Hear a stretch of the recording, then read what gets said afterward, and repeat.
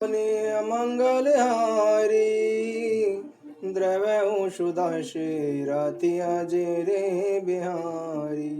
राम सिया राम जय जय राम। राम सिया राम जय जय राम। सीताराम चरण रति मोरे अनुदिन बढ़ाऊं अनुग्रह तोरे।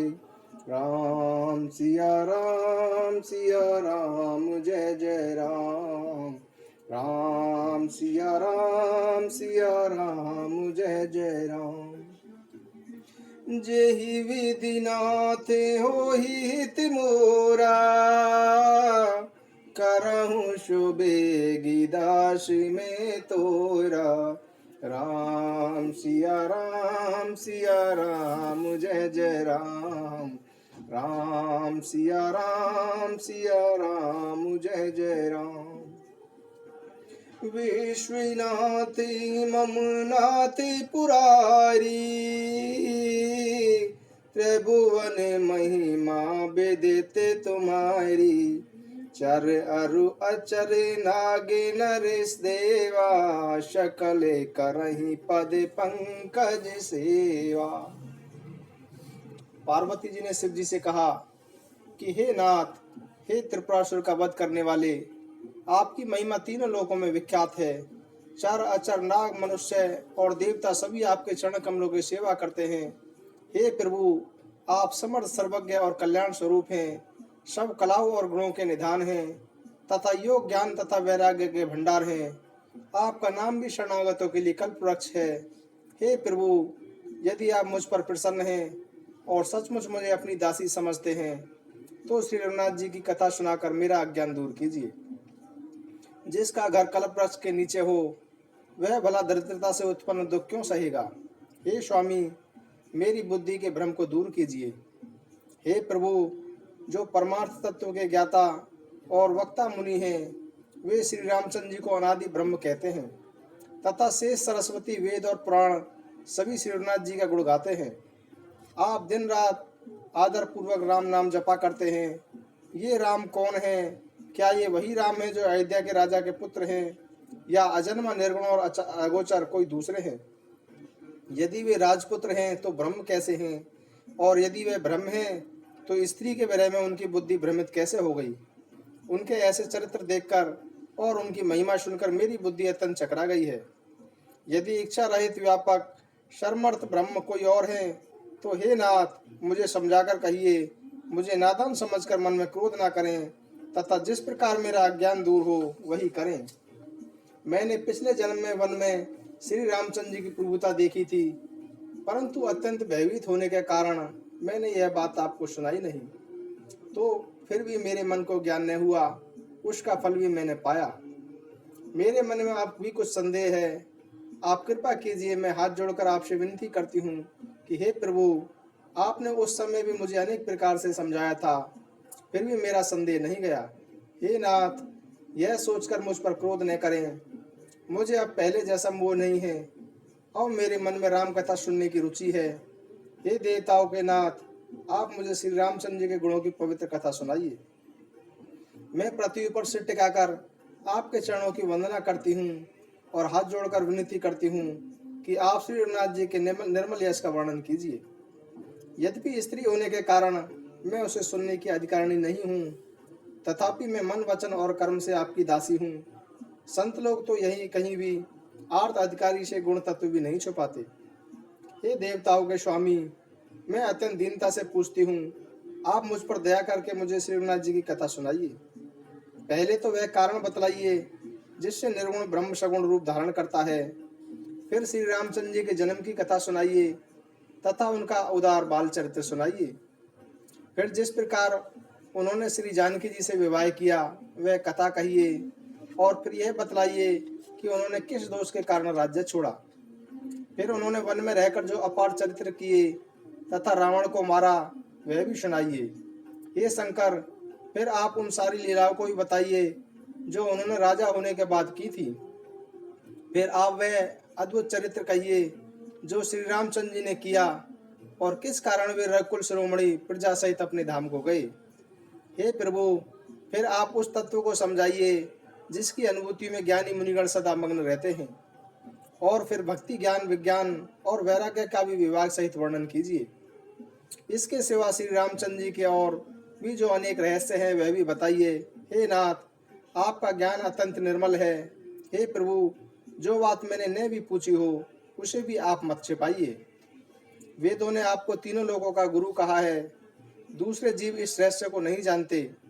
पार्वती जी के सहज सुंदर और सरल प्रश्न शिव जी के मन को बहुत अच्छे लगे। श्री महादेव जी के हृदय में सारे रामचरित्र आ गए। प्रेम के कारण उनका शरीर पुलकित हो उठा और नेत्रों में जल भर आया। श्री रघुनाथ जी का रूप उनके हृदय में आ गया, जिससे शिव जी को अपार सुख प्राप्त हुआ। शिव जी 2 घड़ी तक ध्यान के आनंद में डूब गए। फिर मन को बाहर खींचकर और प्रसन्न होकर वे श्री रघुनाथ जी का चरित्र वर्णन करने लगे। वे बोले कि हे पार्वती, जिनको जाने बिना झूठ भी सत्य मालूम देता है, जैसे बिना जाने रस्सी से सांप का भ्रम होता है, और जिसके जान लेने पर जगत का उसी प्रकार लोप हो जाता है जैसे जागने पर स्वप्न का भ्रम जाता रहता है। मैं उन्हीं श्री रामचंद्र जी के बाल रूप की वंदना करता हूँ। उनका नाम जपने से सब सिद्धियां सहज ही प्राप्त हो जाती हैं। मंगल के धाम अमंगल को हरने वाले और श्री दशरथ जी के आंगन में खेलने वाले वे श्री रामचंद्र जी मुझ पर कृपा करें। त्रिपुरासुर का वध करने वाले शिव जी श्री रामचंद्र जी को प्रणाम करके आनंद में भरकर अमृत के समान वाणी बोले कि हे पार्वती, तुम धन्य हो, तुम्हारे समान कोई उपकारी नहीं है। तुमने जो श्री रघुनाथ जी की कथा का प्रसंग पूछा है, वह कथा समस्त लोगों के लिए जगत को पवित्र करने वाली गंगा जी के समान है। तुमने जगत के कल्याण के लिए ही यह प्रश्न पूछे हैं। तुम श्री रघुनाथ जी के चरणों में प्रेम रखने वाली हो। हे पार्वती, मेरे विचार में तो श्री राम जी की कृपा से तुम्हारे मन में स्वप्न में भी शोक मोह संदेह और भ्रम नहीं है। फिर भी तुमने इसलिए वही पुरानी शंका की है कि इस प्रसंग के कहने सुनने से सबका कल्याण होगा। जिन्होंने अपने कानों से भगवान की कथा नहीं सुनी, उनके कानों के छिद्र सांप के बिल के समान है। जिन्होंने अपने नेत्रों से संतों के दर्शन नहीं किए, उनके नेत्र मोर के पंखों पर दिखने वाली नकली आंखों की गिनती में हैं। वे सिर कबड़ी तुम्बी के समान हैं, जो श्री और गुरु के चरणों पर कभी नहीं झुकते। जिन्होंने भगवान की भक्ति को अपने हृदय में स्थान नहीं दिया, वे प्राणी जीते हुए मुर्दे के समान हैं। जो जीव श्री रामचंद्र जी के गुणों का गान नहीं करती, वह मेंढक की जीव के समान है। वह हृदय वज्र के समान कड़ा और निष्ठुर है, जो भगवान के चरित्र को सुनकर प्रसन्न नहीं होता। हे पार्वती, श्री रामचंद्र जी की लीला सुनो। यह देवताओं का कल्याण करने वाली और दैत्यों को मोहित करने वाली है। श्री रामचंद्र जी की कथा कामधेनु की सेवा के समान फलदायक है और सत्पुरुषों के समान सब देवताओं के लोक हैं। ऐसा जानकर भला कौन इसे न सुनेगा, सुनना चाहेगा। श्री रामचंद्र जी की कथा हाथ की सुंदर ताली है, जो संदेह रूपी पक्षियों को उड़ा देती है। फिर राम कथा तो कलयुग रूपी वृक्ष को काटने के लिए कुल्हाड़ी है। हे गिरिजा कुमारी, तुम इसे आदर पूर्वक सुनो। वेदों ने श्री रामचंद्र जी के नाम गुण चरित्र जन्म और कर्म सभी अनगिनत कहे हैं। जिस प्रकार भगवान श्री रामचंद्र जी अनंत हैं, उसी प्रकार उनकी कथा कीर्ति और गुण भी अनंत है। तो भी तुम्हारी प्रीति देखकर जैसा कुछ भी मैंने सुना है और जैसी मेरी बुद्धि है, उसी के अनुसार मैं कहूँगा। हे पार्वती, तुम्हारा प्रश्न सुंदर सुखदायक और संत सम्मन है और मुझे तो बहुत ही अच्छा लगा है, परंतु एक बात मुझे अच्छी नहीं लगी। यद्यपि वह तुमने मोह के वश होकर कही है। तुमने जो यह कहा कि वे राम कोई और हैं, जिन्हें वेद गाते हैं और मुनिजन जिनका ध्यान करते हैं, जो मोह रूपी पिशाच के द्वारा ग्रस्त है, पाखंडी है, भगवान के चरणों से विमुख है और जो छूट सच कुछ भी नहीं जानते, ऐसे अधम व्यक्ति इस तरह कहते सुनते हैं। जो अज्ञानी मूर्ख अंधे और भाग्यहीन हैं और जिनके मन रूपी दर्पण पर विषय रूपी काई जमी हुई है, जो व्यभिचारी छली और कुटिल हैं और जिन्होंने कभी स्वप्न में भी संत समाज के दर्शन नहीं किए और जिन्हें अपनी लाभ हानि नहीं सूझती, वे ही ऐसी वेद विरुद्ध बातें कहा करते हैं। जिनका हृदय रूपी दर्पण मैला है और जो नेत्रों से हीन है, वे बेचारे श्री रामचंद्र जी का रूप कैसे देख सकते हैं। जिनको निर्गुण सगुण का कुछ भी ज्ञान नहीं है, जो अनेक मनगढ़ंत बातें कहा करते हैं, जो श्री हरि की माया के वश में होकर जन्म मृत्यु के चक्र में घूमते फिरते हैं, उनके लिए कुछ भी कह देना असंभव नहीं है। जिन्हें सन्निपात, उन्माद आदि रोग हो गया हो, जो भूत के वश हो गए हों अथवा जो नशे में चूर हों, ऐसे लोग विचार कर नहीं बोलते। जिन्होंने महामोह रूपी मदिरा पी रखी है, उनके कहने पर ध्यान नहीं देना चाहिए। अपने हृदय में ऐसा विचार कर संदेह छोड़ दो और श्री रामचंद्र जी के चरणों का स्मरण करो। हे पार्वती, भ्रम रूपी अंधकार का नाश करने के लिए सूर्य की किरणों के समान मेरे वचनों को सुनो। सगुण और निर्गुण में कुछ भी भेद नहीं है। मुनि, पुराण, पंडित और वेद ऐसा भी कहते हैं कि जो सगुण निराकार, अव्यक्त और अजन्मा है, वही भक्तों के प्रेम में सगुण हो जाता है। जो निर्गुण है वही सगुण कैसे है? जैसे जल और ओले में भेद नहीं है, दोनों जल ही हैं। उसी प्रकार निर्गुण और सगुण भी एक ही हैं।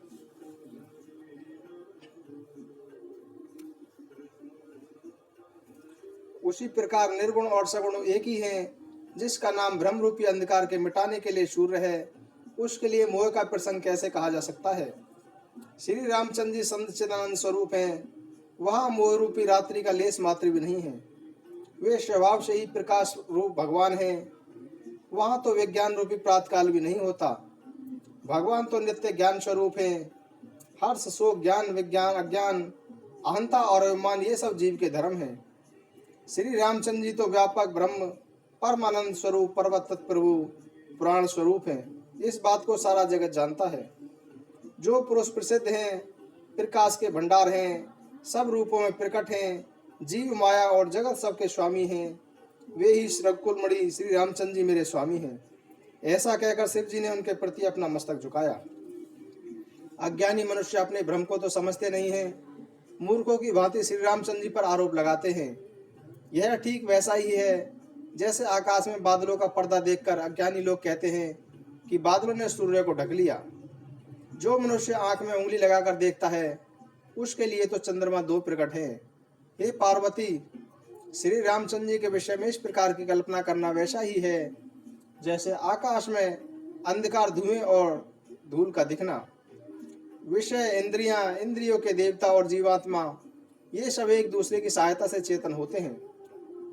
विषय, इंद्रियां, इंद्रियों के देवता और जीवात्मा ये सब एक दूसरे की सहायता से चेतन होते हैं। अर्थात विषयों का प्रकाश इंद्रियों से, इंद्रियों का इंद्रियों के देवताओं से और इंद्रिय देवताओं का चेतन जीवात्मा से प्रकाश होता है।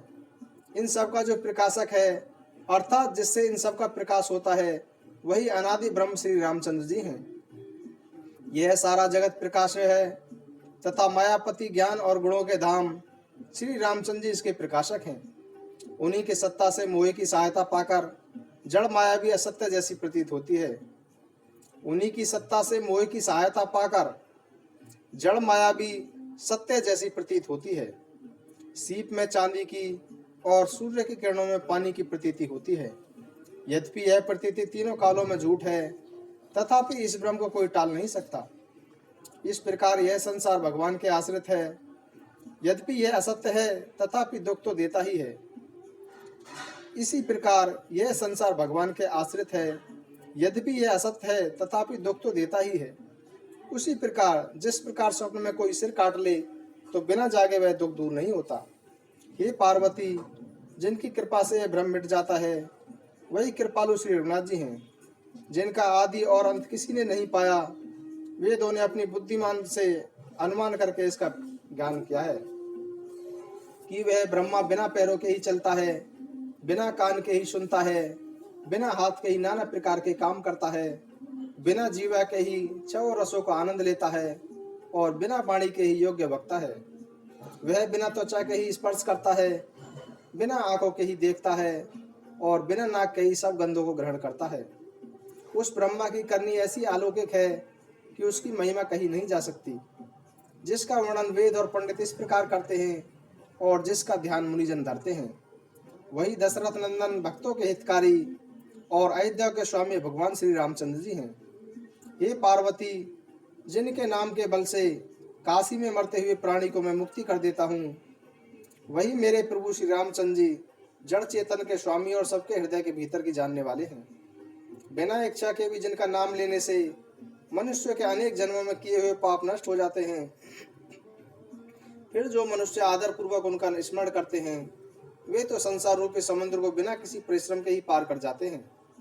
हे पार्वती, वही परमात्मा श्री रामचंद्र जी हैं। उन्हें भ्रम है, तुम्हारा ऐसा कहना अत्यंत अनुचित है। हे पार्वती, वही परमात्मा श्री रामचंद्र जी हैं। उनमें भ्रम है, तुम्हारा ऐसा कहना अत्यंत अनुचित है। इस प्रकार का संदेह मन में लाते ही मनुष्य के ज्ञान, वैराग्य आदि सब गुण सद्गुण नष्ट हो जाते हैं। शिव जी के ऐसे वचनों को सुनकर पार्वती जी के सभी भ्रम दूर हो गए। श्री रामचंद्र जी के चरणों में उनका प्रेम और विश्वास बढ़ गया। उनकी मिथ्या कल्पना भी समाप्त हो गई। बार बार शिव जी के चरणों कमलों में सर झुकाकर हाथ जोड़कर वह प्रेम रस में सने सुंदर वचन बोली। आपकी चंद्र किरणों के समान शीतल वाणी सुनकर मेरा ज्ञान रूपी शरद ऋतु की धूप का ताप मिट गया। हे कृपालु, आपने मेरा सारा संदेह हर लिया और श्री रघुनाथ जी का यथार्थ स्वरूप मेरी समझ में आ गया। हे नाथ, आपकी कृपा से अब मेरा विषाद जाता रहा और आपके चरणों के अनुग्रह से मैं सुखी हो गई। यद्यपि मैं स्त्री होने के कारण स्वभाव से ही मूर्ख और अज्ञानहीन हूँ, तथापि आप मुझे अपनी दासी जानकर यदि आप मुझ पर प्रसन्न हैं तो जो बात मैंने आपसे पहले पूछी थी वही कहिए। यह सत्य है कि श्री रामचंद्र जी ब्रह्म हैं, ज्ञान स्वरूप हैं, अविनाशी हैं, सबसे रहित और सबके हृदय रूपी नगरी में निवास करने वाले हैं। फिर उन्होंने मनुष्य का शरीर किस लिए धारण किया? हे प्रभु, मुझे यह समझाकर कहिए।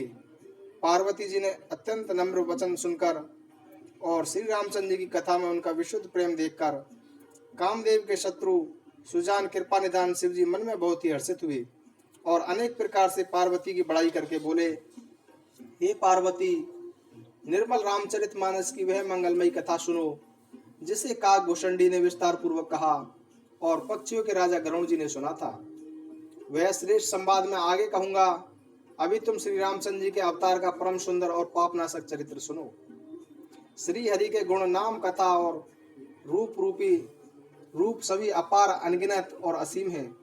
फिर भी उसे मैं अपनी बुद्धि के अनुसार कहता हूँ, तुम आदर पूर्वक सुनो।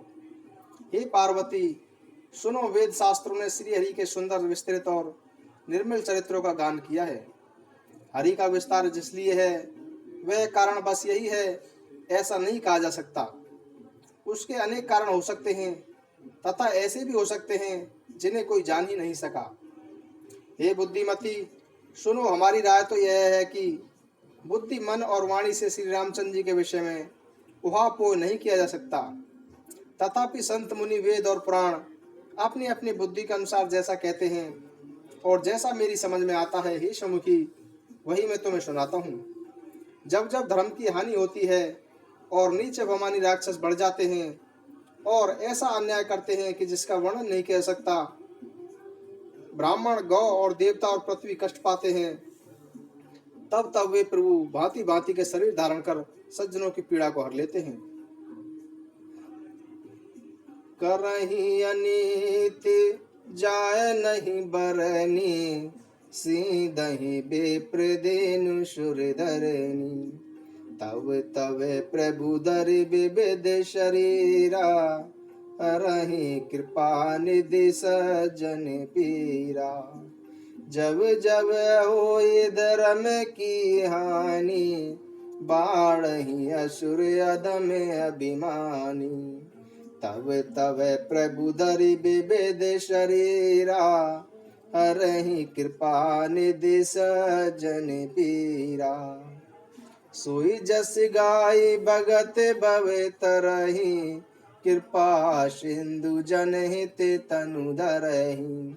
राम जन्म के हेतु अनेका, परम विचित्र एक तेका। वे असुरों को मारकर देवताओं को स्थापित करते हैं, वेदों की मर्यादा की रक्षा करते हैं और संसार में अपना निर्मल यश फैलाते हैं। श्री रामचंद्र जी के अवतार का यही कारण है। उसी यश को गाकर भक्तजन भवसागर से तर जाते हैं। कृपा सागर भगवान भक्तों के हित के लिए शरीर धारण करते हैं। श्री रामचंद्र जी के जन्म लेने के भी अनेक कारण हैं जो एक से एक बढ़कर और विचित्र हैं। हे सुबुद्धि भवानी, मैं उनके 2 एक जन्मों का विस्तार पूर्वक वर्णन करता हूँ। तुम सावधान होकर सुनो। श्री हरि के जय और विजय दो द्वारपाल हैं। श्री हरि के जय और विजय दो प्यारे द्वारपाल हैं जिन्हें सब जानते हैं। उन दोनों भाइयों ने सनकादि ब्राह्मण के शाप से असुरों का शरीर पाया। एक का नाम था हिरण्याकश्यपु और दूसरे का हिरण्याक्ष। देवराज इंद्र के गर्भ का दल दपल करने वाले ये दोनों सारे जगत में प्रसिद्ध हुए। ये युद्ध में विजय पाने वाले विख्यात वीर थे। इनमें एक हिरण्याक्ष को भगवान ने सूअर का रूप धारण करके मारा, फिर दूसरे हिरण्याकश्यपु का नरसिंह रूप धारण करके वध किया और अपने भक्त प्रहलाद का यश प्रसारित किया। वे ही दोनों देवताओं को जीतने वाले तथा रावण और कुंभकर्ण नामक बड़े बलवान राक्षस हुए, जिन्हें सारा संसार जानता है। भगवान के हाथों मारे जाने पर भी वे मुक्ति इसलिए नहीं पा सके क्योंकि ब्राह्मण का शाप 3 जन्मों के लिए था। अतः एक बार उनके कल्याण के लिए भगवान श्री हरि ने पुनः अवतार लिया। भगवान के हाथों मारे जाने पर भी वे मुक्ति इसलिए नहीं पा सके क्योंकि ब्राह्मण का शाप 3 जन्मों के लिए था। अतः एक बार उनके कल्याण के लिए भगवान श्री हरि ने पुनः अवतार लिया। उस अवतार में कश्यप और अदिति उनके माता पिता हुए, जो दशरथ और कौशल्या के नाम से प्रसिद्ध थे। इस प्रकार एक कल्प में अवतार लेकर उन्होंने संसार में पवित्र लीलाएं की। एक कल्प में सब देवताओं को जलंधर दैत्य में युद्ध में हार जाने के कारण दुखी देखकर शिव जी ने उसके साथ घनघोर युद्ध किया, पर वह महाबली दैत्य मरता ही नहीं था। उस दैत्यराज की स्त्री बड़ी ही पतिव्रता थी। उसी के प्रताप से त्रिपुरासुर जैसे अजय शत्रु का विनाश करने वाले शिव जी भी उस दैत्य को नहीं जीत सके। प्रभु ने छल से उस स्त्री का व्रत भंग कर देवताओं का कार्य कर दिया। जब उस स्त्री को यह भेद पता लगा तब उसने क्रोध में भगवान को शाप दे दिया। भगवान ने उस स्त्री के शाप को स्वीकार किया। वही जलंधर उस कल्प में रावण बना, जिससे श्री रामचंद्र जी ने युद्ध में मारकर परम पद प्रदान किया।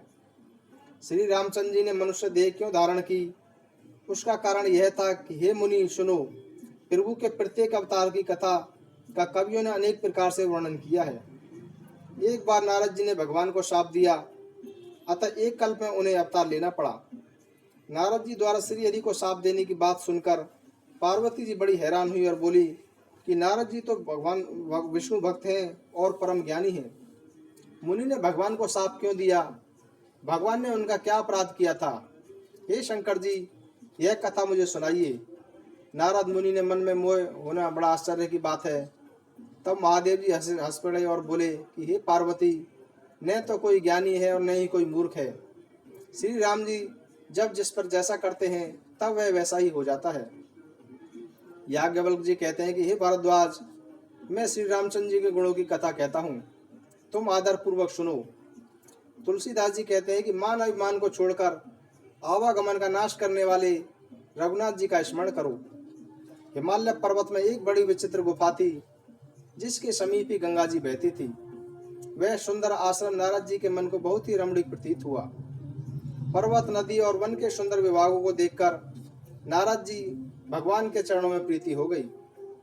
भगवान का स्मरण करते ही नारद मुनि के शाप की जो उन्हें दक्ष प्रजापति ने दिया था और जिसके कारण वे एक स्थान पर नहीं ठहर सकते थे, गति रुक गई तथा मन के निर्मल होते ही उनकी समाधि लग गई। नारद मुनि की यह स्थिति देखकर देवराज इंद्र डर गया।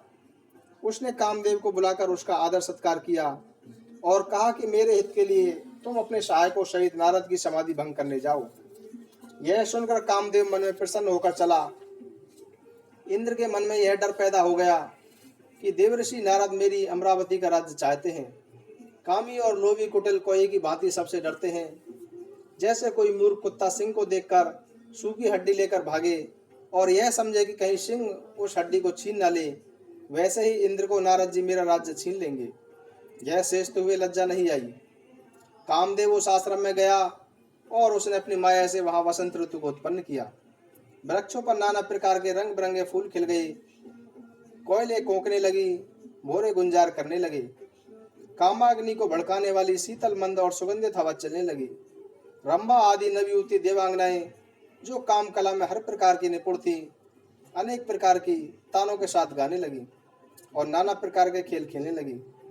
अपने इन सहायकों को देखकर कामदेव बहुत प्रसन्न हुआ फिर उसने अनेक प्रकार के माया जाल फैलाए, परंतु कामदेव की कोई भी माया मुनि को प्रभावित नहीं कर सकी।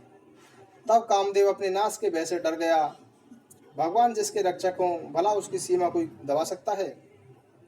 तब कामदेव ने अपने सहायकों सहित डरकर और हार मानकर आत्मवचन कहते हुए मुनि के चरणों को पकड़ लिया। नारद जी के मन में तनिक भी क्रोध नहीं आया। उन्होंने प्रिय वचन कहकर कामदेव का समाधान किया। तब नारद जी के चरणों में सिर नवाकर उनकी आज्ञा से कामदेव अपने सहायकों सहित लौट गया। देवराज इंद्र की सभा में जाकर उसने मुनि की सुशीलता और अपनी करतूत कह सुनाई, जिसे सुनकर सबके मन में आश्चर्य हुआ और उन्होंने मुनि की प्रशंसा करके श्री हरि को सिर नवाया। इसके बाद नारद जी शिव जी के पास गए। उनके मन में अहंकार हो गया कि उन्होंने कामदेव को जीत लिया। उन्होंने कामदेव के चित्र शिव जी को सुनाए और महादेव जी के नारद जी को अत्यंत प्रिय जानकर समझाया कि हे मुनि, मैं तुमसे बार बार विनती करता हूँ कि जिस प्रकार तुमने यह कथा मुझे सुनाई है, उस प्रकार भगवान श्री हरि को कभी मत सुनाना। चर्चा चले तब भी इसे छिपा जाना। यद्यपि भगवान शिव ने यह बात उनके हित के लिए ही कही थी, लेकिन नारद जी को यह शिक्षा बिल्कुल भी अच्छी नहीं लगी। वह तो अपनी इस विजय का डंका त्रिलोक में गुंजाना चाहते थे। हे भारद्वाज, अब आगे का हाल सुनो। श्री हरि की इच्छा अत्यंत बलवान है। वही होता है जो श्री रामचंद्र जी करना चाहते हैं। ऐसा कोई नहीं जो उसके विरुद्ध कुछ कर सके। शिव जी के वचन नारद जी के मन को अच्छे नहीं लगे, तो वे वहां से ब्रह्मलोक को चल दिए। गान विद्या में निपुण नारद जी हाथ में वीणा लिए हरि गुण गाते हुए क्षीर सागर जा पहुंचे, जहाँ वेदों के मस्तक रूप लक्ष्मी निवास भगवान नारायण निवास करते हैं। भगवान उठकर अत्यंत नादर पूर्वक नारद जी से मिले और उनके साथ अपने आसन पर बिठाया और हंसकर बोले कि मुनिराज, आज आप बहुत दिनों के बाद पधारे हैं। यद्यपि शिव जी ने उन्हें पहले ही समझा दिया था, तो भी नारद जी ने कामदेव का सारा चरित्र भगवान को कह सुनाया। श्री रघुनाथ जी की माया अत्यंत प्रबल है। संसार में ऐसा कौन है जो मोहित न हो जाए। भगवान रूखा मुख करके कोमल वचन बोले कि हे मुनिराज, आपका स्मरण करने से दूसरों के मोह, काम, क्रोध और अभिमान मिट जाते हैं। फिर आपके लिए तो कहना ही क्या है। मोह तो उनके मन में होता है जिनके हृदय में ज्ञान नहीं होता। आप तो ब्रह्मचर्य व्रत में तत्पर और बड़े धैर्यवान हैं। भला आपको भी कामदेव सता सकता है। नारद जी ने अभिमान के साथ कहा कि भगवान, यह सब आपकी कृपा है। तब भगवान ने अपने मन में विचार करके देखा कि नारद जी के मन में तो अभिमान का अंकुर पैदा हो गया है। मैं उसे तुरंत ही उखाड़ फेंकूंगा, क्योंकि सेवकों का हित करना हमारा धर्म है। मैं अवश्य ही वह उपाय करूंगा जिससे मुनि का कल्याण हो जाए और मेरा खेल हो जाए। तब नारद जी भगवान के चरणों में सिर नवाकर चले। उनके हृदय में अभिमान और अधिक बढ़ गया। तब भगवान ने अपनी माया को प्रेरित किया। अब उसकी करनी सुनो। उस माया ने रास्ते में 400 कोस तक एक नगर बस रचा दिया। उस नगर की रचना बैकुंठ से भी अधिक सुंदर थी। उस नगर में ऐसे सुंदर नर नारी बसते थे मानो अनेक कामदेव और रति ही मनुष्य शरीर धारण किए हुए हों। उस नगर में सील निधि नामक एक राजा रहता था, जिसके यहाँ असंख्य घोड़े, हाथी और सेना के समूह थे। उसका वैभव और विलास 100 इंद्रों के समान था। वह रूप, तेज, बल और नीति का ग्रह था। उसके विश्व मोहिनी नाम की एक कन्या थी, जिसका रूप लक्ष्मी जी को भी मोहित कर देता था। यह सब भगवान की माया ही थी। उसकी शोभा का वर्णन भला कैसे किया जा सकता है। वह राजकुमारी स्वयंवर करना चाहती थी, इसीलिए वहां अनेक राजा आए हुए थे। मुनि नारद जी उस नगर में गए और नगरवासियों से उन्होंने सब हाल पूछा। समाचार सुनकर वे राजा के महल में पहुंचे। राजा ने पूजा करके मुनि जी को आसन पर बैठाया।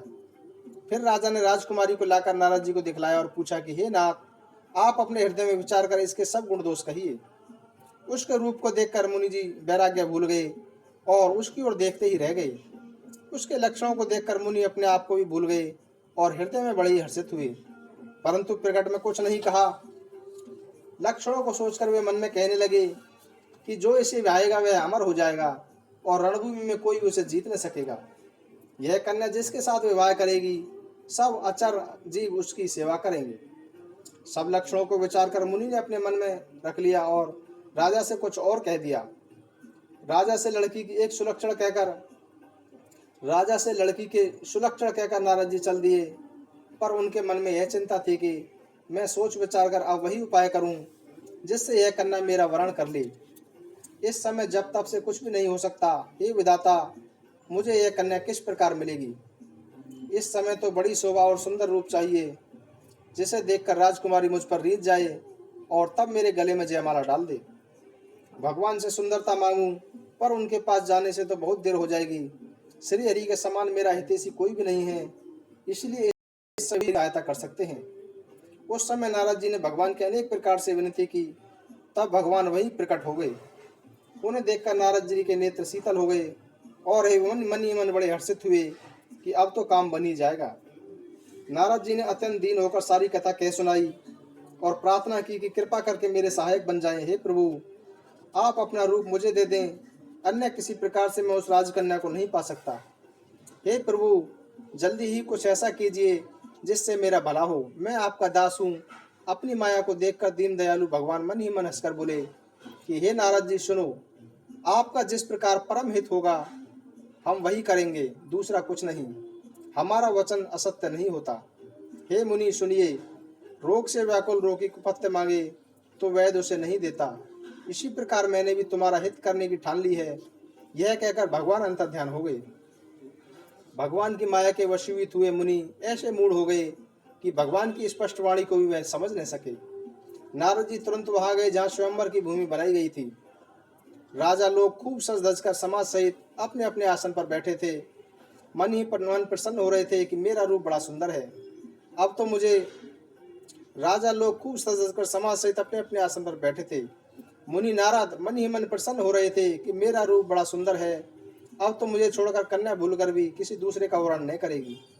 कृपा निदान भगवान ने नारद जी के कल्याण के लिए उन्हें कुरूपता प्रदान की, जिसका वर्णन भी कठिन है। पर यह चरित्र कोई जान न सका और सभी ने नारद जानकर ही उन्हें प्रणाम किया। वहां दो शिव जी के गण थे। वे सारा वेद जानते थे और ब्राह्मण का वेश बनाकर सारी लीला देख रहे थे। नारद जी अपने हृदय में रूप का अभिमान लेकर जिस पंक्ति में जाकर बैठे थे, शिव जी के दोनों गण भी वहीं बैठ गए। ब्राह्मण के वेश में होने के कारण उनकी इस चाल को कोई नहीं पहचान सका।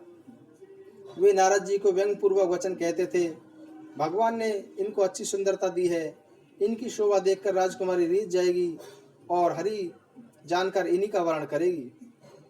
नारद मुनि को मोह हो रहा था, क्योंकि उनका मन माया के वश में था। शिव जी के गण प्रसन्न होकर हंस रहे थे। यद्यपि मुनि उनकी अटपटी बातें सुन रहे थे, पर बुद्धि भ्रम के कारण वे उनकी बातों को अपनी प्रशंसा ही समझ रहे थे। यह चरित्र कोई नहीं जान सका। केवल राजकन्या को वह रूप दिखाई दिया तथा उसका बंदर जैसा मुंह और भयंकर शरीर देखते ही कन्या क्रोधित हो गई। तब राजकुमारी सखियों को साथ लेकर इस प्रकार चली मानो राजहंसनी चल रही हो। वह अपने कमल जैसे हाथों में जयमाला लिए सब राजाओं को देखती हुई घूमने लगी। जिस ओर नारद जी रूप के गर्भ में फूले हुए बैठे थे, उस ओर उसने भूल से भी नहीं देखा। नारद जी बार बार उचक रहे हैं और झटपटा रहे हैं। उनकी दशा देखकर शिव जी के गण मुस्कुरा रहे हैं। श्री भगवान भी राजा का शरीर धारण कर वहां जा पहुंचे। राजकुमारी ने हर्षित होकर उनके गले में जयमाला डाल दी। भगवान दुल्हन को साथ ले गए और सारी राजमंडली निराश हो गई। मोह के कारण मुनि की बुद्धि नष्ट हो गई थी। अतः वे राजकुमारी को गई देख अत्यंत विकल हो गए, मानो गांठ से छूटकर मणि गिर गई हो। तब शिव जी के गणों ने मुस्कुराकर कहा कि जाकर दर्पण में अपना मुख तो देखिए। ऐसा कहकर वे दोनों भयभीत होकर भागे। मुनि ने जल में झांककर अपना मुख देखा तो अपना रूप देखकर उनको क्रोध बढ़ गया। उन्होंने शिव जी को उन गणों को भी अत्यंत कठोर श्राप दिया, तुम दोनों कपटी और पापी राक्षस हो जाओ। तुमने हमारी हंसी उड़ाई है, अब उसका फल चखो। अब पुनः किसी मुनि के हंसी न उड़ाना। मुनि ने फिर जल में देखा तो उन्हें अपना असली रूप प्राप्त हो गया, लेकिन तब भी उन्हें संतोष नहीं हुआ। उनके होठ फड़क रहे थे और मन में क्रोध भरा हुआ था। तुरंत ही वे भगवान के पास चल दिए। जाते हुए अपने मन में सोचते जाते थे कि जाकर या तो उन्हें शाप दूंगा या प्राण दे दूंगा। उन्होंने जगत में मेरी हंसी कराई। भगवान हरि उन्हें बीच रास्ते में ही मिल गए। साथ में लक्ष्मी जी अर्थात वही राजकुमारी थी। भगवान ने मीठी वाणी से कहा कि हे मुनि, व्याकुल की भांति कहाँ चले। ये शब्द सुनते ही नारद जी को बड़ा क्रोध आया। माया के वशीभूत होने के कारण उनका ज्ञान भी विलुप्त हो गया। मुनि ने कहा कि तुम दूसरों की संपदा नहीं देख सकते, तुम्हारे भीतर ईर्ष्या और कपट है। समुद्र मथते समय तुमने शिव जी को बावला बना दिया था तथा देवताओं को प्रेरित करके उन्हें विषपान करा दिया। असुरों को मदरा और शिव जी को विष देकर तुमने स्वयं लक्ष्मी और कौस्तुभ मणि ले ली। तुम बड़े धोखेबाज और स्वार्थी हो, सदा कपट व्यवहार करते हो। तुम परम स्वतंत्र हो, सिर पर तो कोई है नहीं, इसलिए जब कोई जो मन में आता है वही करते हो। भले को बुरा और बुरे को भला कर देते हो। तुम्हारा हृदय हर्ष विषाद कुछ नहीं होता। सबको ठग ठग कर अत्यंत निडर हो गए हो, इसलिए तुम्हारे मन में सदा उत्साह रहता है। शुभ अशुभ कर्म तुम्हें बाधा नहीं देते। अब तक तुम्हें किसी ने ठीक से नहीं किया था, इस बार तुमने मुझ जैसे व्यक्ति से छेड़खानी की है, अतः अपने किए का फल अवश्य भोगोगे। जिस शरीर को धारण करके तुमने मुझे ठगा है, तुम ही वही शरीर धारण करो, यह मेरा शाप है। तुमने हमारा रूप जैसा बना दिया था, इससे बंदर ही तुम्हारी सहायता करेंगे। मैं जैसे स्त्री को चाहता था, उससे मेरा वियोग कराकर तुमने मेरा अहित किया है, इससे तुम भी स्त्री के वियोग में दुखी होगे। सांप को सिर पर चढ़ाकर हृदय में हर्षित होते हुए प्रभु ने नारद जी से विनती की और अपनी माया को हटा दिया। जब भगवान ने अपनी माया को हटा लिया, तब वहां न लक्ष्मी जी रह गईं और न राजकुमारी। तब मुनि ने अत्यंत भयभीत होकर श्री हरि का चरण पकड़ लिए और कहा कि हे शरणागत दुखों को हरने वाले, मेरी रक्षा कीजिए। हे कृपालु, मेरा शाप मिथ्या हो जाए। तब दीनों पर दया करने वाले भगवान ने कहा कि यह सब मेरी इच्छा से हुआ है। मुनि ने कहा कि मैंने आपको अनेकों खोटे वचन कहे हैं, मेरे शाप कैसे मिटेंगे। भगवान बोले, आप जाकर शंकर जी के सतनाम का जप करो, इससे आपके हृदय को तुरंत शांति प्राप्त होगी। शिव जी के समान मुझे कोई दूसरा प्रिय नहीं है, इस विश्वास को भूल कर भी नहीं छोड़ना।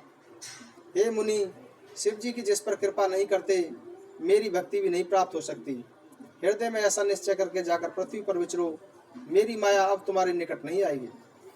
अनेक प्रकार से मुनि को समझा बुझाकर प्रभु अंतर ध्यान हो गई और नारद जी श्री रामचंद्र जी के गुणों का गान करते हुए ब्रह्मलोक को चल दिए। जब शिव जी के गणों ने मुनि को मोह रहित और मन में प्रसन्न होकर मार्ग में जाते हुए देखा, तब वे अत्यंत भयभीत होकर नारद जी के पास आई और उनके चरण पकड़कर दीन वचन बोले कि हे मुनिराज, हम ब्राह्मण नहीं हैं, हम शिव जी के गण हैं। हमने बड़ा अपराध किया है, जिसका फल हमने पा लिया है। हे कृपालु, अब आप अपना शाप दूर करने की कृपा कीजिए। तब दीन बंधु नारद जी ने कहा, तुम दोनों राक्षस बन जाओ, तुम्हें महान ऐश्वर्य, तेज और बल की प्राप्ति हो। तुम अपनी भुजाओं के बल से सारे विश्व को जीत लोगे। तब भगवान विष्णु मनुष्य शरीर धारण करेंगे। तुम दोनों राक्षस बन जाओ, तुम महान ऐश्वर्य, तेज, बल की प्राप्ति हो और अपनी भुजाओं के बल से सारे विश्व को जीत लोगे। तब भगवान विष्णु मनुष्य शरीर धारण करेंगे और युद्ध में श्री हरि के हाथ से तुम्हारी मृत्यु होगी, जिससे तुम्हारी मुक्ति हो जाएगी और फिर तुम संसार में जन्म नहीं लोगे। वे दोनों मुनि के चरणों में सिर झुकाकर चले और समय पाकर राक्षस हुए। देवताओं को प्रसन्न करने वाले, सज्जनों को सुख देने वाले और पृथ्वी का भार हरण करने वाले भगवान ने इसीलिए मनुष्य रूप अवतार लिया था। देवताओं को प्रसन्न करने वाले, सज्जनों को सुख देने वाले और पृथ्वी का भार हरण करने वाले भगवान ने इसीलिए मनुष्य रूप अवतार लिया था। इस प्रकार भगवान के अनेक सुंदर, सुखदायक और अलौकिक जन्म और कर्म हैं। प्रत्येक कल्प में जब जब भगवान अवतार लेते हैं तथा अनेक प्रकार की सुंदर लीलाएं करते हैं। इस प्रकार भगवान के अनेक सुंदर, सुखदायक और अलौकिक जन्म और कर्म हैं। प्रत्येक कल्प में जब जब भगवान अवतार लेते हैं तथा अनेक प्रकार की सुंदर लीलाएं करते हैं, तब तब मुनिजन परम पवित्र काव्य रचना करके उनकी कथाओं का गान करते हैं और भांति भांति के प्रसंगों का वर्णन करते हैं, जिन्हें सुनकर बुद्धिमान आश्चर्य नहीं करते। श्री हरि अनंत हैं, कोई उनका पार नहीं पा सकता और उनकी कथा भी अनंत है। संतजन उसे अनेक प्रकार से कहते सुनते हैं। श्री रामचंद्र जी के सुंदर चरित्रों का करोड़ों कल्पों में भी गायन नहीं किया सकता। हरि अनंत हरि कथा अनंता, के सुनई बहुविध सविशंता। रामचंद्र के चरित सुहाए, कल्प कोटि लगी जाए न गाए। यह प्रसंग कहा भवानी, हरि माया मोह ही मुनि ज्ञानी।